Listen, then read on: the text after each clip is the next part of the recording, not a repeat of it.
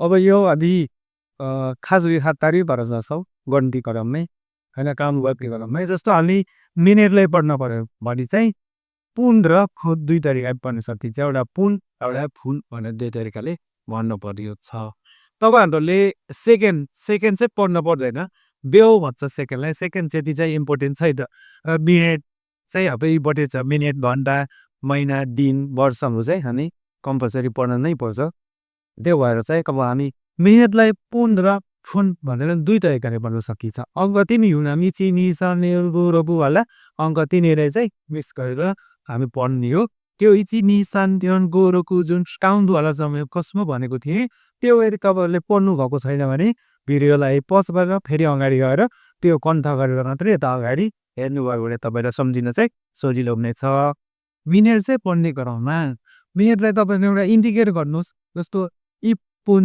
नि फुन सान पुन योन पुन गो फुन कहाँनिर तपाईँको पुन आछ कहाँनिर फुन आछ भनेर कन्फ्युज हुन्छ भने तपाईँले 2 2 5 7 9मा के लाग्छ भन्दा फुन लाग्छ 2 5 7 9मा फुन 2 5 7 9 मात्रै तपाईँले सम्झिनुहोस् अरू सबै बिर्सिनुहोस् तर के सम्झिनुहोस् भने मिनेट हामी पढ्दा एउटा फुनमा पढ्छौँ एउटा फुनमा रहेको पुनमा पढ्छौँ भनेर सम्झिनुहोस् र 2 5 7 9लाई सम्झिनुहोस् अरू सबै बिर्सिनुहोस् एकछिनको लागि 2 5 7 9मा के लाग्छ भन्दा खुन लाग्छ 2 5 7 9मा खुन लाग्छ भनेर सम्झिसकेपछि अघि बिर्सेको कुरा बाँकी अब 2 5 7 9 बाहेक अरू कुरा जे हुन्छ त्यो कुरामा पुन लाग्छ भनेर सम्झिनु भयो भने यो मिनेट चाहिँ सम्झिन सक्नुहुन्छ र मैले यहाँनिर तपाईँको 10सम्म चाहिँ देखेको छु त्यहाँभन्दा माथि जिउ तपाईँले आफै त्यहाँभन्दा माथि चाहिँ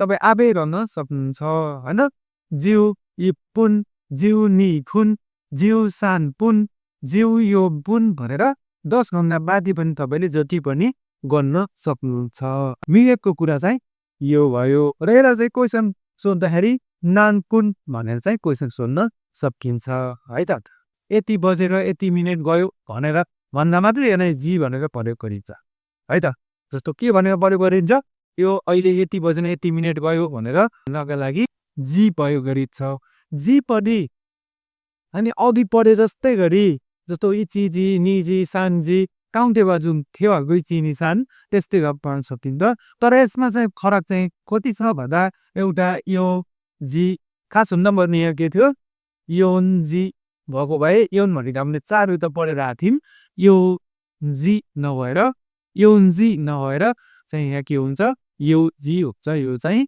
हुँदैन अर्को फरक चाहिँ यहाँनिर तपाईँले हेर्नुभयो भने क्युजी हुनुपर्ने थियो यहाँनिर यहाँ के छ भन्दा कुजी भनेको 9 बजे है अरू चाहिँ सेम टु सेम इजी निजी सानजी जी नभएर यो जी अनि रोकुजी त्यसपछि गोजी रोकुजी सिचिजी अनि हाचिजी कुजी 12 बजीसम्म तपाईँहरूले पढ्न सक्नुहुन्छ है त अनि यो कति बल्यो भन्दा घडीमा मात्रै भन्दाखेरि तपाईँले यो युज गर्ने हो अहिले कति बल्यो भनेर तपाईँले पेसन छोड्नु भयो भने इमा नानजी यसका बारे हामी नान भनेको हाम्रो साथी हो जहाँ पनि नान भनेको के कति भनेर पढिसकेका छौँ नानको पछाडि जी थम्लिनु भयो भने नानजी भनेको भने नानजी देशका भनेर भन्नुभयो भने कति बज्यो भनेर सोधेको है इमा नानजी देशका हुनुको अहिले कति बज्यो होइन नानजी नि ताबे मास काट भन्यो भने कति बजे खाना खानिन्छ भनेर भनेको अब मैले चाहिँ 10 बजे खाना खान्छु भन्नु पर्यो भने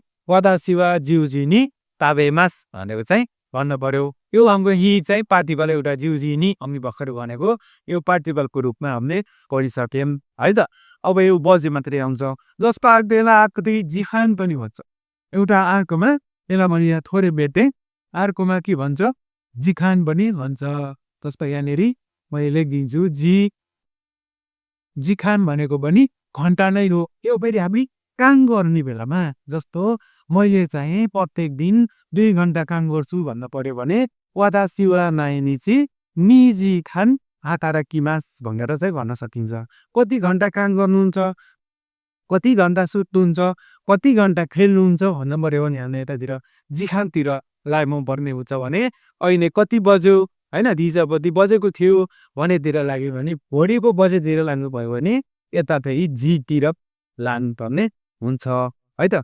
यसमा तपाईँहरू के क्लियर हुनु पर्यो भने जिखान भनेको काम गर्ने समय, केही काम गरिरहेका छौँ भने यति जिखान, यति घन्टा हामी काम गऱ्यौँ भन्नेतिर लाग्नु पर्यो है। लास्टमा जी मात्रै आयो भने गोजी र कुजी सिचिजी आयो भने बजेको कुरा होइन, यति बज्यो भन्ने कुरा चाहिँ जीले चाहिँ इप्लिकेट गर्दछ जनाउँदछ है।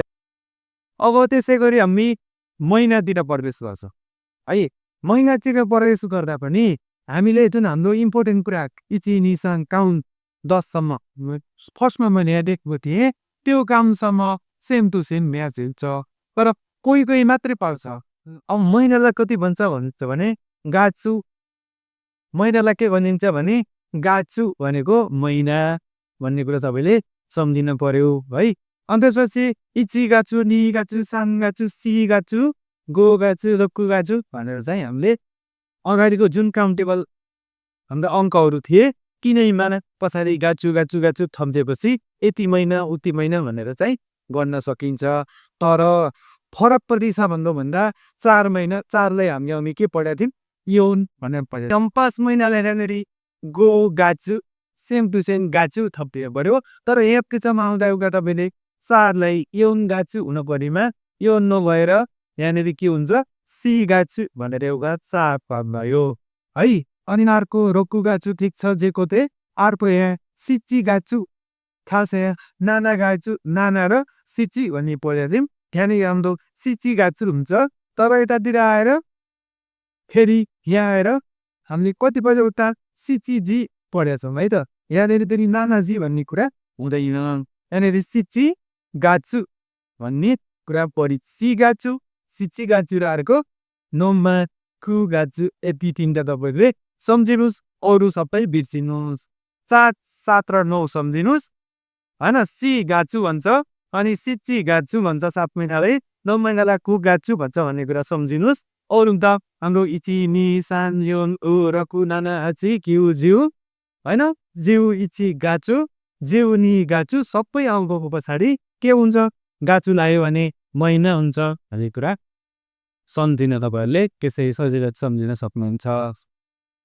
अब हाम्रो नेन भनेको वर्ष हो, तोसी भनेको पनि वर्ष हो है। नेन भनेको पनि वर्ष, तोसी भनेको पनि वर्ष। अब यतातिर तपाईँहरूले 1 वर्ष, 2 वर्ष, 3 वर्ष भने सेम नतो इची नि सान हुँदै हामी जान्छौँ है। इची भनेको 1, नेन भनेको वर्ष वर्ष है त। तिची नेन भनेको 1 वर्ष, नि नेन भनेको 2 वर्ष अनि सान नेन भनेको 3 वर्ष। तर योन नेन हुन पर्नेमा योन नेन नभएर के हुन्छ यो नेन हुन्छ है। यो फरक हुन्छ। ओ त्यसपछि गो नेम, रक्खु नेम, नाना नेम, आची नेम, क्यु नेम, जिउ नेम, जिउ इची नेम, जिउ नि नेम सबै कुरा एउटै हुन्छ, हामी अगाडि पढे जस्तै गरेर भनियो। र अर्को मेरी तपाईँको आफ्नो 1 तारिक 2 तारिक डेट होइन, 1 तारिक 2 तारिक 3 तारिक भन्नुभयो भने यसलाई त्यस्तो सम्झिने कुनै उपाय पनि छैन। र यतातिर हाम्रो इची सान योन गो र पुस्याममा पनि त्यति साह्रै मिल्दैन।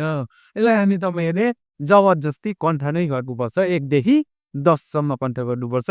10 पछाडि हाम्रो निची, 10 पछाडि दिची मात्रै राखिदिनु भयो भने ठ्याक्कै त्यो एकाउन्टको कामद्वारसँग ठ्याक्क मिल्न जान्छ। जस्तै ताची, फुचुखा, मिक्का, योखा, इचुखा, नुइखा, नानुखा, यौखा, पोकोनुखा, तो खा भनेर हामी 10सम्म भन्न सक्छौँ। अब हामी यसरी चाहिँ 11 भन्नु पर्यो भने 11 भन्नु पर्यो भने मैले यो यहाँ मेटेर दिन्छु।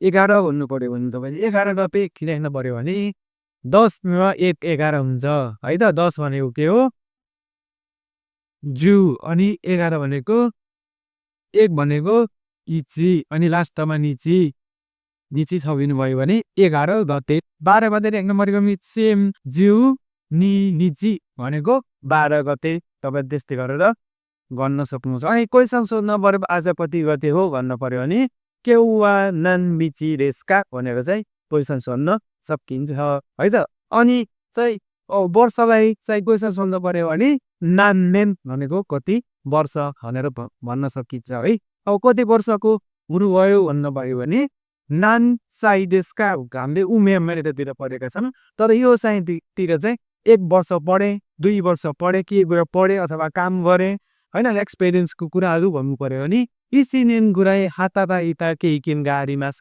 1 वर्ष जति काम गरेको अनुभव छ भन्नु पर्यो भने यो चाहिँ वर्ष हाम्रो युज गरिन्छ है।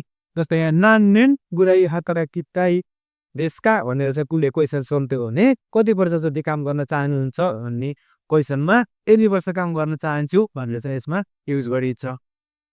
र त्यस्तै गरी अब यो महिनालाई चाहिँ तपाईँले आफ्नो क्वेसन सोद्धाखेरि महिनालाई चाहिँ नाङ्गाजुकारा निहनको बेन्यो सितेमासका भन्यो भने कति महिनाबाट जापानिज भाषा पढ्दै हिँड्छ भन्ने चाहिँ यसको खालको क्वेसनहरू सोध्न सक्छ।